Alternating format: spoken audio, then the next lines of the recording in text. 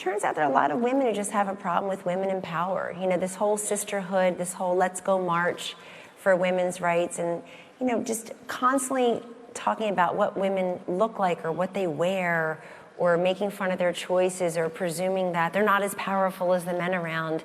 This presumptive negativity about women and power, I think, is very unfortunate, because let's just try to access that and have a conversation about it rather than a confrontation about it.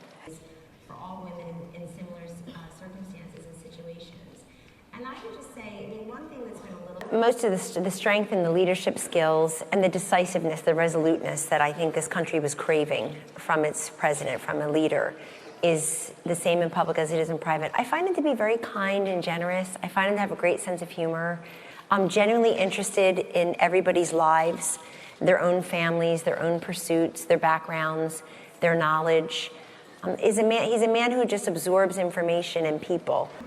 Powerful women, your mom, your grandmother, your two aunts. Yeah. Then you can see over. And so he's very generous, very kind, funny, compassionate.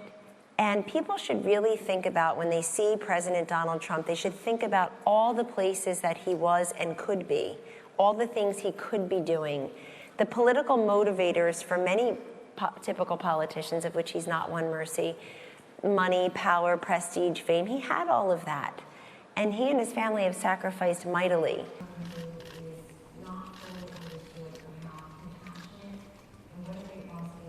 Every great movement ends up being a little bit sclerotic and dusty after a time, and I think they need an infusion of energy. And in the case of candidate Trump and President-elect and nominee Trump, he went right to the grassroots and brought you along. He made people feel from the beginning they were part of this movement.